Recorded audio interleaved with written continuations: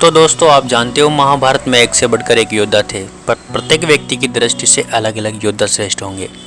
तो किसी के लिए उन योद्धाओं में अर्जुन श्रेष्ठ है, किसी के लिए कर्ण, तो किसी के लिए अश्वत्थामा, किसी के लिए भीष्म पितामह, तो किसी के लिए आचार्य द्रोण श्रेष्ठ थे। लेकिन आज हम एक योद्धा के बारे में बताने जा रहे हैं जिनके पराक्रम से सब योद्धा डरते थे। तो आइए आज हम जानते हैं। महाभारत में कर्ण के दो पुत्र थे। एक पुत्र को भीष्म पितामह ने युद्ध करने से इनकार कर दिया था, क्योंकि कर्ण का पुत्र ऋषिकेतु मात्र 14 वर्ष का था।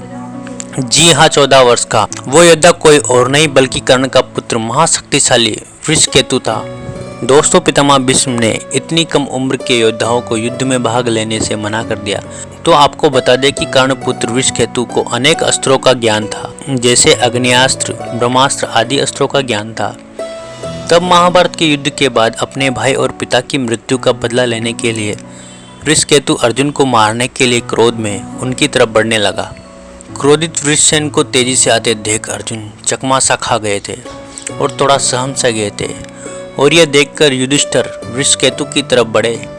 युधिष्ठिर ऋषिकेतु को अपने पुत्र के समान मानते थे और अभिमन्यु जितना प्रेम करते थे, और वह तुरंत बीच में आ गए, क्योंकि वह जानते थे कि अगर ऋषिकेतु के क्रोध को शांत नहीं किया गया तो भाई यह आतंक मचा देगा।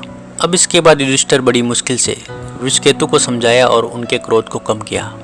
अब इसके बाद ऋषिकेतु भी पांडवों के साथ मिलकर इसलिए रहने लग गए थे कि बाद में अब अर्जुन ने ऋषिकेतु को बहुत सारे अस्त्रों का ज्ञान प्रदान किया।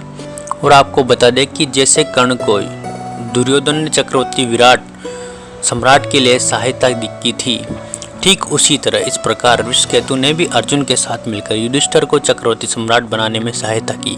भगवान श्री कृष्ण ने ऋषिकेतु को आगे मंत्र युद्ध कला का ज्ञान आगे न सिखाने का वचन दिया, ताकि आने वाले कलयुग में इस ज्ञान को कोई नहीं जान सके। ऋषिकेतु की मृत्यु के पश्चात यह ज्ञान पूरी तरह से विलुप्त हो गया था। दोस्तों, कर्ण पुत्र ऋषिकेतु में कर्ण के तरह तेज और धनुर्धर में कौशल था। कुंती को जब युधिष्ठिर ने त्याग दिया तो ऋषिकेतु ही कुंती की सेवा किया करता था, और कुंती ऋषिकेतु को देखकर रोया करती थी, क्योंकि ऋषिकेतु उन्हें कर्ण की याद दिला देता था, क्योंकि ऋषिकेतु बिल्कुल कर्ण के जैसे दिखता था।